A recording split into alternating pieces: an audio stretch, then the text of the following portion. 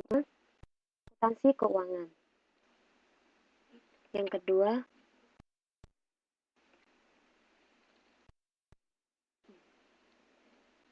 akuntansi manajemen. Nah, di manakah letak akuntansi biaya itu sendiri? Saya yakin kalian semua tahu apa itu akuntansi keuangan, akuntansi manajemen, karena ini sudah dipelajari di pengantar akuntansi. Nah, yang saya mau tanyakan, di manakah letak akuntansi biayanya?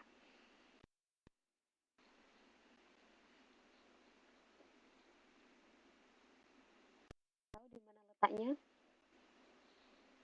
Akuntansi itu hanya ada dua, akuntansi keuangan dan akuntansi manajemen.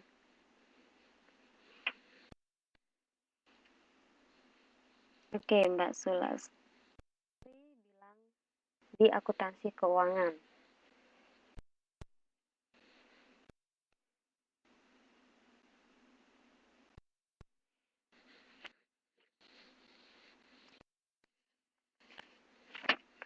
Mbak Nur bilang di antara keduanya. Berarti di tengah-tengah ya, nomor 1,5.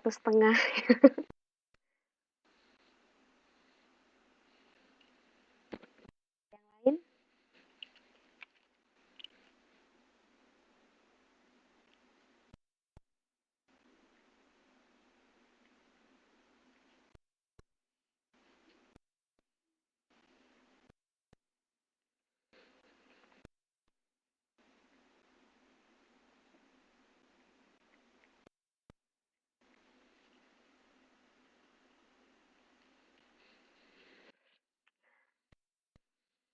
Oke, sebelum kita jawab di mana letaknya,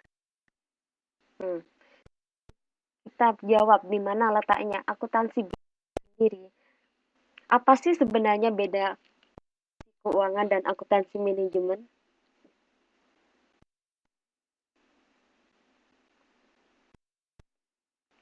Bedanya di akuntansi keuangan dan akuntansi manajemen.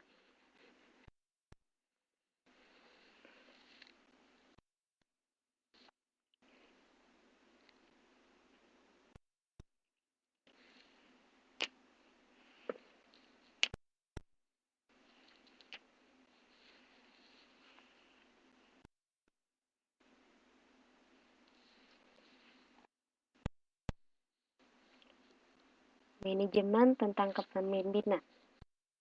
Mbak Zeria, akuntansi keuangan, laporan khusus keuangan perusahaan, sedangkan akuntansi manajemen menyangkut semuanya.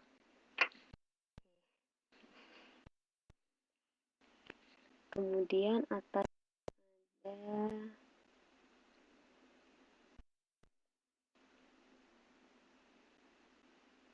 Mbak Anis di pencatatannya dengan semua bukti transaksi keuangan.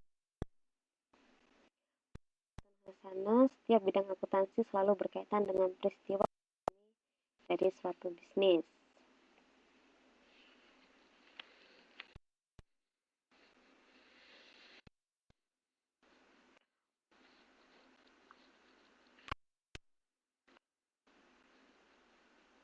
Oke, ini bisa dilihat di modul masing-masing. Ini ada 8 hal yang membedakan antara akuntansi keuangan dan akuntansi.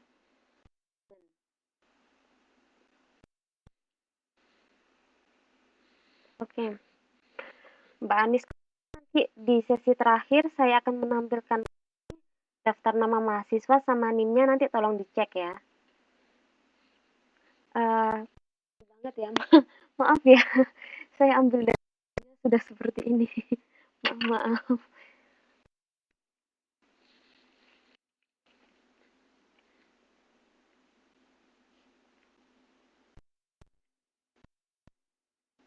Jadi kita bisa menyimak pada tabel ini perbedaan antara akuntansi keuangan dan akuntansi manajemen.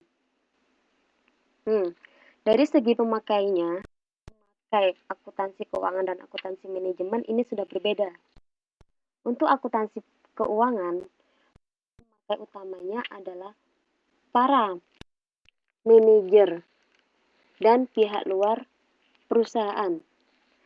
Sedangkan untuk akuntansi manajemen hanya untuk para manajer atau bagian pihak, ya benar. Untuk akuntansi keuangan, pemakainya pihak intern sama ekstern. Sedangkan akuntansi manajemen, pemakainya hanya pihak intern, terutama para petingginya, pengambil keputusannya, atau para manajernya.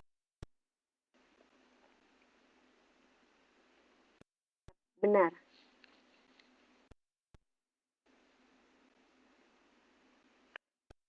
Manajemen adalah bertujuan untuk menghasilkan informasi pihak akuntansi keuangan terfokus pada pengumpulan untuk pembuatan laporan keuangan pihak eksternal.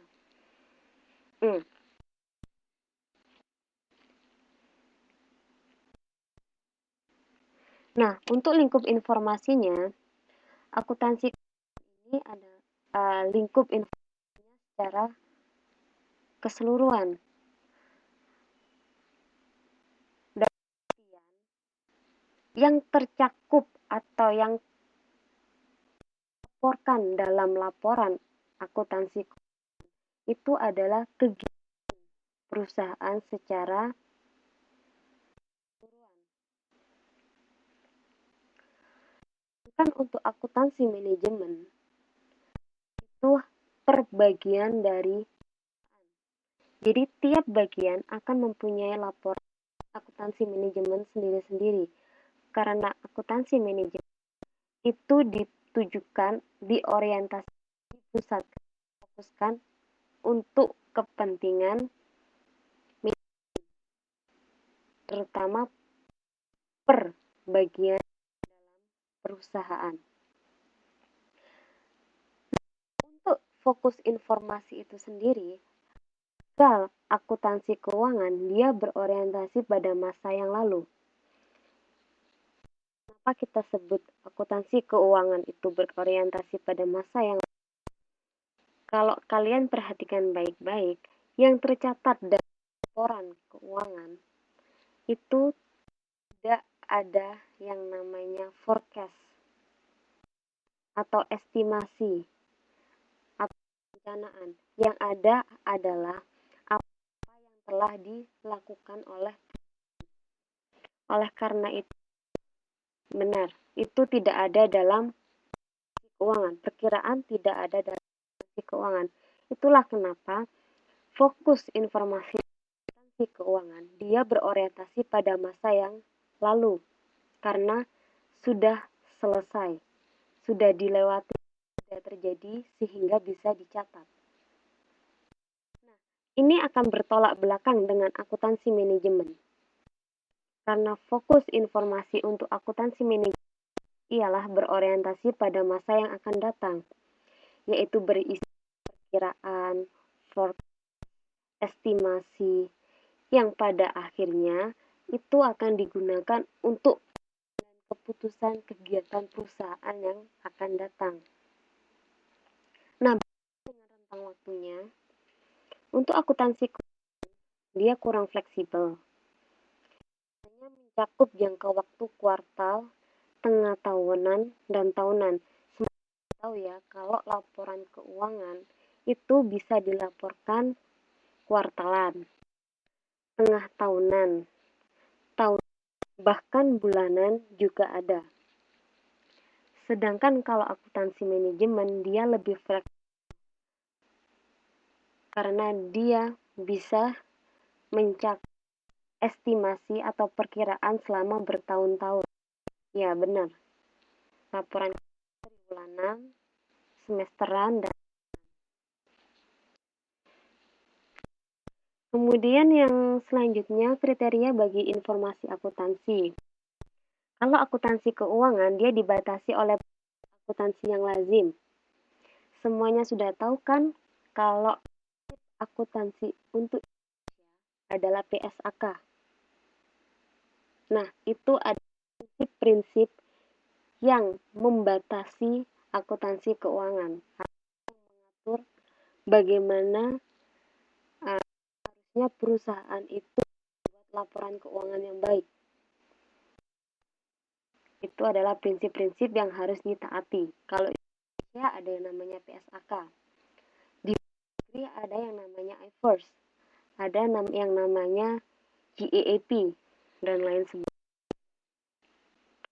Nah, akuntansi manajemen dia freestyle, tidak ada batas kecuali manfaat yang diperoleh oleh manajemen dari informasi dibandingkan dengan pengorbanan untuk informasi tersebut. Jadi apapun yang dilakukan dalam laporan akuntansi manajemen itu bebas, tidak terbatasi prinsip tunggal seperti tergantung masing-masing penyedia masing-masing. Nah, untuk disiplin sumber ini mungkin tidak akan terlalu pelajari, tapi saya tetap akan menjelaskan di sini. Untuk disiplin sumbernya, akuntansi keuangan itu ilmu ekonomi, karena semuanya tentang transaksi yang benar-benar real. Sedangkan kalau akuntansi manajemen itu tidak hanya ilmu ekonomi, melainkan juga psikologi sosial. Karena jika kita ada kriteria bagi informasi akuntansi, bisa di sini, meskipun tidak ada batasan dalam akuntansi manajemen, tapi ada pengecualian, yaitu jika dia manfaat dari laporan akuntansi manajemen itu dapat diperoleh manajemen dari informasi dibandingkan dengan Nah, dalam artian ini, kenapa kita kaitkan dengan psikologi sosial? Sebagai contoh, orang atau katakan investor akan mengorbankan apa saja yang dia miliki untuk memperoleh akuntansi intern, untuk memperoleh informasi intern dari perusahaan jika dia ingin berinvestasi perusahaan tersebut. Nah, di sini ilmu dari psikologi sosial yang bermain.